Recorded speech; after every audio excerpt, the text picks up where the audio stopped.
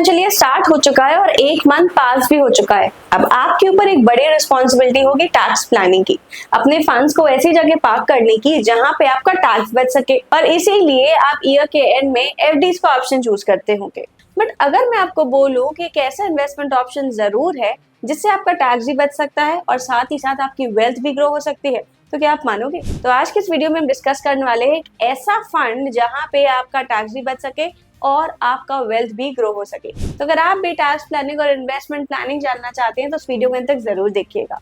और अगर आप स्टॉक मार्केट में सही तरीके से राइट गाइडेंस के साथ ट्रेडिंग और इन्वेस्टमेंट भी करना चाहते हैं तो आप ज्वाइन कर सकते हैं हमारा पेड टेलीग्राम चैनल, इसकी लिंक हमने डिस्क्रिप्शन में दे दी है। तो चलिए बात करते हैं ऐसा कौन सा फंड है जो आपका पैसा भी बचाए और आपकी वेल्थ को ग्रो भी करे। ज्यादातर लोग अपना टैक्स बचाने के लिए या तो इंश्योरेंस लेते हैं या फिर टैक्स सेवर एफडीज में पैसा लगाते हैं, बट यहाँ पे आपका टैक्स तो बच जाता है बट वेल्थ नहीं बन पाती, और इसीलिए आपके लिए एक ऑल्टरनेट इन्वेस्टमेंट ऑप्शन है ईएलएसएस, मतलब कि इक्विटी लिंक सेविंग स्कीम्स। तो आप जानते हैं कि ईएलएसएस होता क्या है? ईएलएसएस टाइप का म्यूचुअल फंड होता है जहां पे आपका पैसा डायरेक्टली 80% इन्वेस्टमेंट जो है वो इक्विटीज में लगता है। और यहाँ पे एक और एडवांटेज है कि जो प्रोफेशनल फंड मैनेजर है वो डायरेक्टली अच्छे स्टॉक्स चूज करते हैं रिसर्च और वैल्यूएशन के बेसिस पे, और आप एज एन इन्वेस्टर आपको ऑप्शंस मिलते हैं दो। सबसे पहला ग्रोथ का ऑप्शन और दूसरा आईडीसीडब्ल्यू।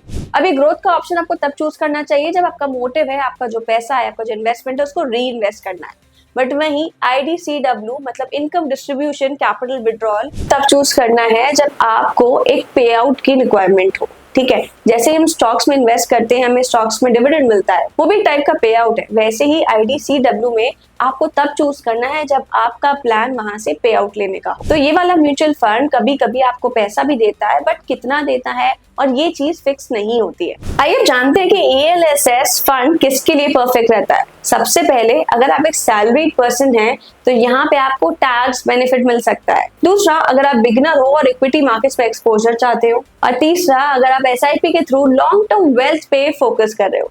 बट एक चीज याद रहे, सिर्फ टैक्स बचाने के चक्कर में गलत म्यूचुअल फंड सेलेक्ट मत कर लीजिएगा।